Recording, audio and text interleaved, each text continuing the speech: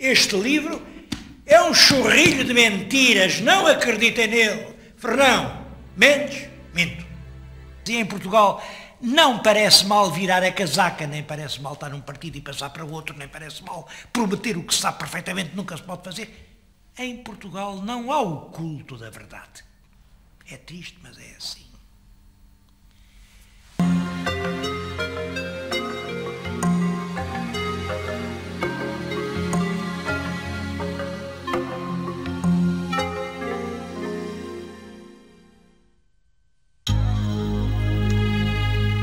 Vamos falar de Fernão Mendes Pinto e para isso viemos a Palmela. Viemos a Palmela por uma razão, é que Fernão Mendes Pinto viveu aqui uma parte da vida. Foi criado do mestre de Santiago, Dom Jorge, o mestre cuja sepultura está na nossa frente.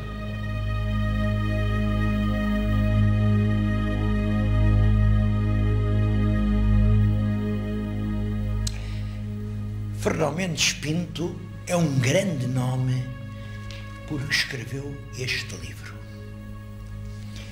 Bom, eu queria explicar que sei perfeitamente que os meus telespectadores não são especialistas em literatura portuguesa do século XVI. Estou convencido que pelo menos 99,9% nunca ouviram falar em coisas tão importantes como Jerónimo Osório e essa obra monumental que é o De Rebus Aemanalis Gestis, ou na prosa escultural do Frei Amador Arraiz, ou, por exemplo, esse livro pungente, amargurante, que é a Consolação às Tribos de Israel, do Samuel Luschke. Nunca ouviram. E está bem, isso é que está certo, isso é que é sadio, é natural, isso é matéria de especialistas. Já o que não é natural é que todos tenham ouvido uma outra coisa muito mais pormenorizada, muito mais particular, que é Fernão Mendes Minto. Isto é uma tese literária. É pôr em dúvida o valor do depoimento do livro escrito por Fernão Mendes Pinto. Reparem, é um processo completo. Tem a identificação do réu, Fernão, claro, é o Fernão Mendes Pinto. Tem o libelo acusatório, Mentes, estamos a acusá-lo de mentiroso. Tem a confissão, minto. Claro, e se o réu acusado confessa, tem a condenação, o juiz não pode deixar de condenar. Este livro é um chorrilho de mentiras, não acreditem nele. Fernão Mendes Minto. Bom, e eu acho estranho que num país onde se sabe tão pouco, toda a gente saiba isso. Vamos meditar sobre esse mistério. Ora, como sabem, em Portugal, o que não falta são mentirosos. A nossa literatura está cheia de embustes, de coisas que... Isto começa, as próprias 5 quinas começam no milagre de Ourique, que nunca aconteceu. A independência portuguesa assenta ali nas atas das cortes de Lamego. Também nunca houve cortes em Lamego. E a nossa saudade está ligada ao Dom Sebastião, que há de voltar. Imaginem lá se o Dom Sebastião há de voltar alguma vez. E em Portugal não parece mal virar a casaca, nem parece mal estar num partido e passar para o outro, nem parece mal prometer o que se sabe perfeitamente nunca se pode fazer. Em Portugal não há o culto da verdade. É triste, mas é assim. Pois como é possível que o único réu acusado do crime de mentira seja em Portugal o nosso irmão Fernão Mendes Pinto?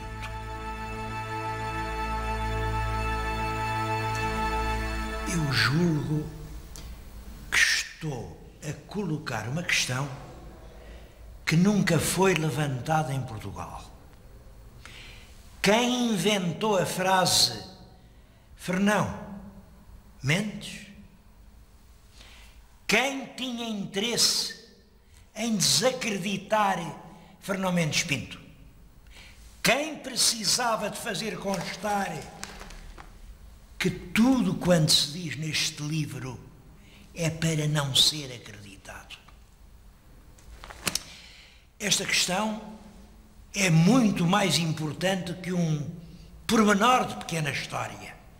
Liga-se com um problema importante. Como sabem,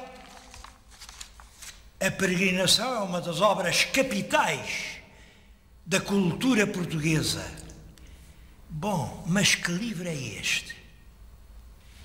Isto é realmente um relato de uma viagem? Não, isto é apenas um romance imaginoso e fantasiado?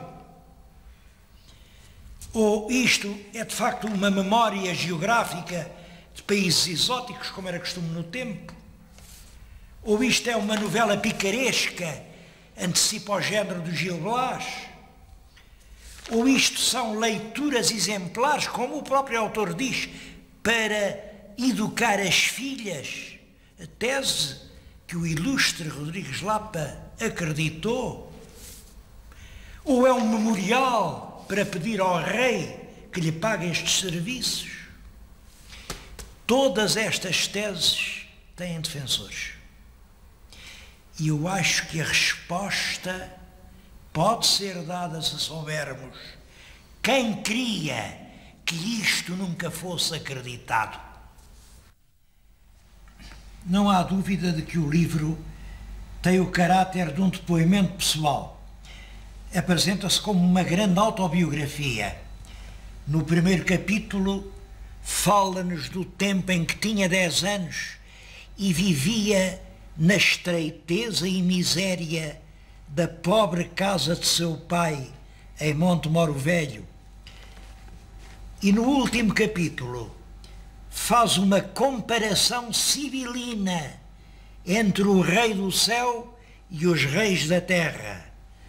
Dá graças ao Rei dos Céus por cumprir nele sua vontade e não condena aos reis da terra por nunca lhe ter pago os seus serviços.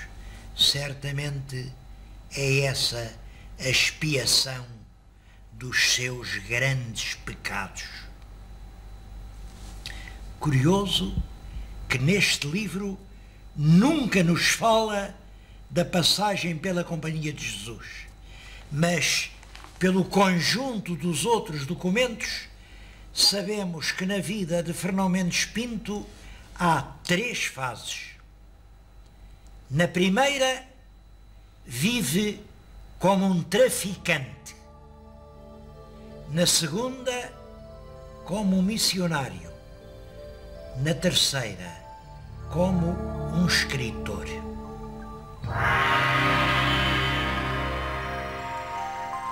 Como traficante, traficou. Quer dizer, comprou e vendeu, roubou, chatinou e chacinou. Ele próprio conta como meteu a ferro e fogo aldeias inocentes, pôs o fogo nas casas dos habitantes, traficou com tudo, com tesouros, com drogas, com raparigas. Bom, e é claro, acabou por ficar rico, quando começava já o cabelo a branquear-lhe nas fontes. Ele tinha o melhor de 10.000 cruzados, era uma pequena fortuna, esperava poder voltar a Portugal, comprar uma casinha ali nos bairros novos do Chiado ou do Campo de Santana e talvez até vir a ter o hábito de Cristo, que era como acabavam as pessoas que morriam ricas sem ninguém lhes perguntar como é que tinham enriquecido. Foi por isso que em 1553 o traficante Fernão Mendes Pinto se dirigiu a Goa para lá tomar a nau que o devia trazer de regresso para Portugal. É ele próprio quem nos diz que se sentia um homem perfeitamente realizado. E a consciência não o acusava de nada. Ele diz: que diabo, eu não sou mouro, nunca andei a roubar custódias nas igrejas, portanto eu era um bom cristão.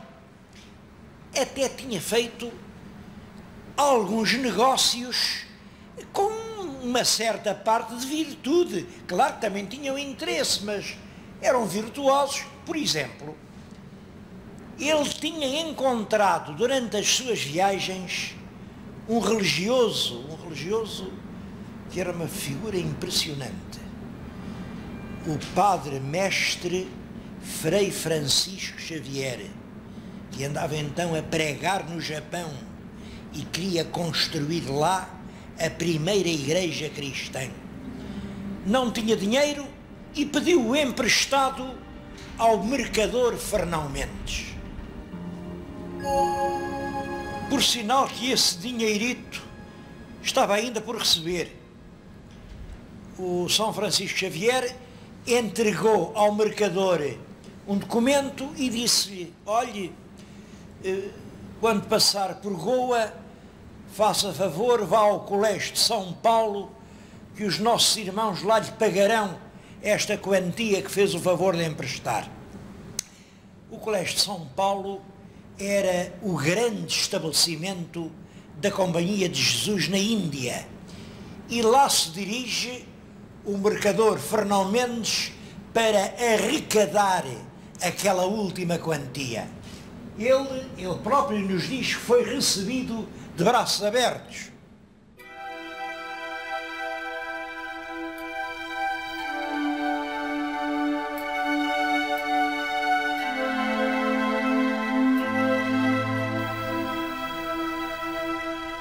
Os padres da companhia receberam-no muito bem. Mandaram-no entrar para uma igreja onde estava um coro de crianças, muitas dezenas de crianças, vindas de todos os países da Ásia. Eram jovens de todas as raças e entoavam um doce cântico: Benedictus Domine, bendito sejais, Senhor.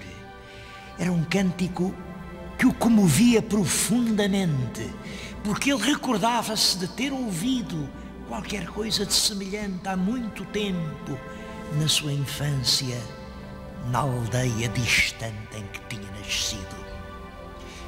E agora era como se respirasse um ar diferente. Agora de súbito percebia que no mundo há mais que comprar e vender, que perder e ganhar.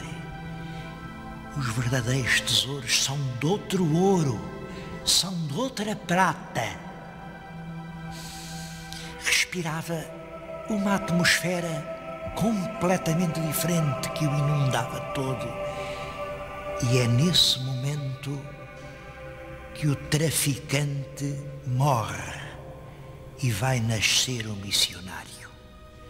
Entrega aos padres da companhia toda a fortuna que tinha amealhado e com que esperava voltar a Portugal, veste a roupeta da Companhia de Jesus e parte para o Japão. O comportamento de Fernão Mendes Pinto dentro da companhia impressionou todos os que o conheceram.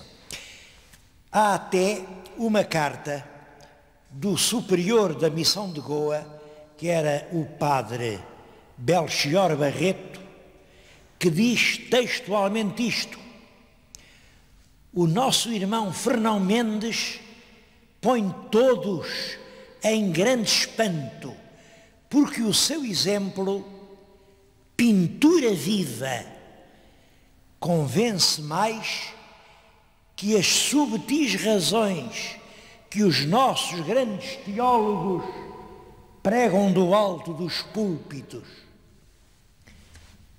Parecia que o malfeitor se tinha convertido em santo. Ele só esteve um ano, ou pouco mais de um ano, dentro da Companhia de Jesus. A verdade é que não sabemos ao certo por que razões saiu. Há um documento na Biblioteca da Ajuda com a relação dos membros da Companhia que saíram durante esse ano. E em relação a todos dizem a razão.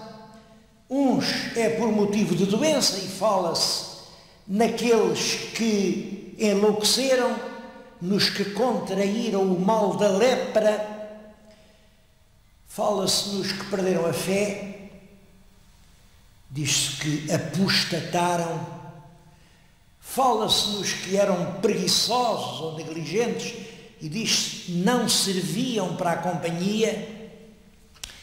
Mas quando se referem a Fernão Mendes Pinto, diz-se só, saiu porque pediu para sair. Mas eu acho que isto tem um sentido. Quer dizer, ele agradou à Companhia. O seu comportamento era uma pintura viva. Mas a Companhia não lhe agradou a ele. A imaginar pelo que se lê na peregrinação, deve-se ter impressionado pelo contraste entre o que se diz e o que se faz, pela luz pura da fé que pregava e pela sombra das ações a que assistia, pelo altruísmo da doutrina e pela surdidez da ganância e do interesse. E então, serenamente, despe a roupeta, despede-se e regressa a Portugal, regressa tão pobre como daqui tinha partido. Voltou a Lisboa. Como tinha dado tudo, voltou sem nada. Tudo quanto trazia era uma carta do governador da Índia em que se descreviam os muitos serviços que ele tinha prestado ao país. Entre outras coisas, tinha sido embaixador ao Japão e tinha mantido relações com vários daqueles soberanos das regiões da Ásia. E andou a tentar que lhe pagassem esses serviços. Diz ele que assim passaram 4 anos a bater de porta em porta, mandado daqui para ali, mas toda a gente se lhe esquivava, todas as portas se lhe furtavam. Para aquele homem não havia lugar em Lisboa. Ao fim de 4 anos, que ele diz que foram anos perdidos, acabou por simbolicamente sair da cidade e vir para a outra margem do rio. Veio, enfim, para aqui, perto do sítio onde eu agora estou. Está agora lá, é o Pragal Velho. Eu estou a falar no Pragal. Foi para aqui, para o outro lado do rio, que ele veio com uma companheira que entretanto arranjou, e aqui esteve os últimos anos de vida. É esses anos que ele entretém laboriosamente, pacientemente, a redigir as páginas do livro a que nós hoje chamamos Peregrinação.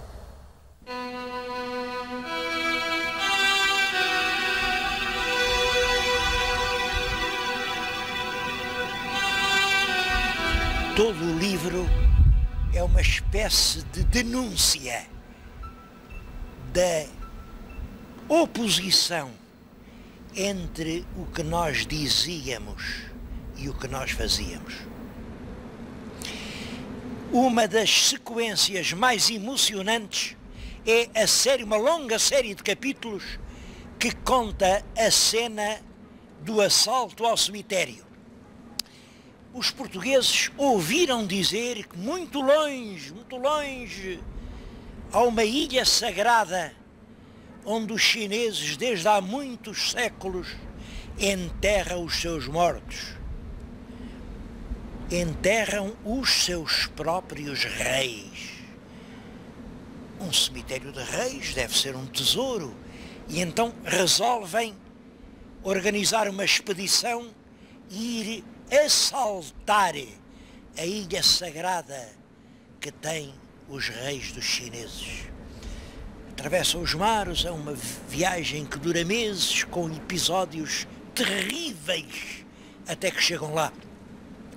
E aí é perfeitamente acabrunhante a cena que o escritor nos conta.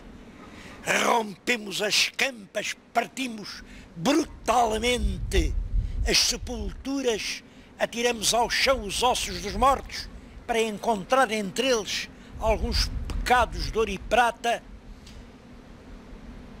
E o velho ermitão chinês, um homem com mais de 100 anos, está com uma túnica roxa, lívido, a assistir, e tudo quanto nos pede é que ao menos os soldados portugueses não escarrem sobre os ossos dos seus mortos. E acrescenta: grande deve ser a vossa cegueira. Furtar e pregar é o que vós sabeis fazer. E nem veem que a beleza da doutrina que anunciam não pode esconder a fialdade das ações que praticam. Em muitas outras páginas, Fernão Mendes Pinto fala dessa oposição entre as palavras e as obras. Dizia-se uma coisa, fazia-se outra completamente diferente. E esse, para mim, é o essencial do livro. Se assim é, a peregrinação não é um romance, não é um relatório biográfico. É muito mais do que isso. É um grande ato de contrição. É uma espécie de autocrítica. É a confissão de uma grande culpa coletiva. Aliás, as últimas palavras da obra serão exatamente estas: por meus grandes pecados.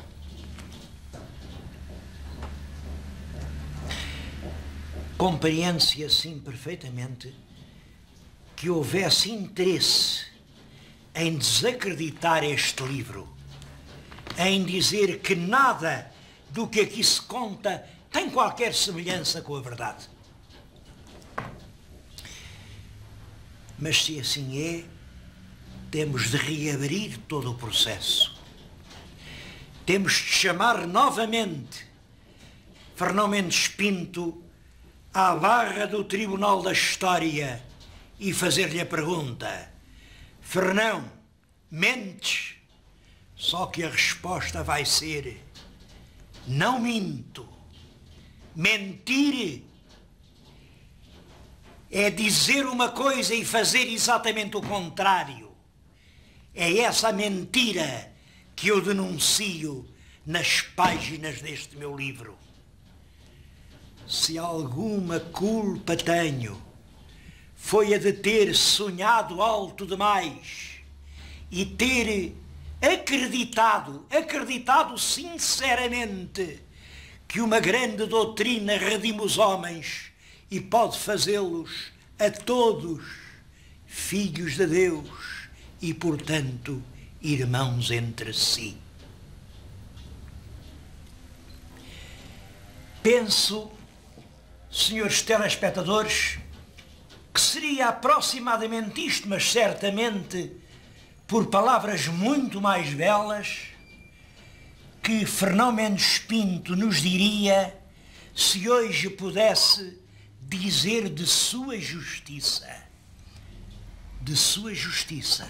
Porque, reparem, nós, quando dizemos Fernão Mendes, minto, estamos a condená-lo sem sequer o ter ouvido.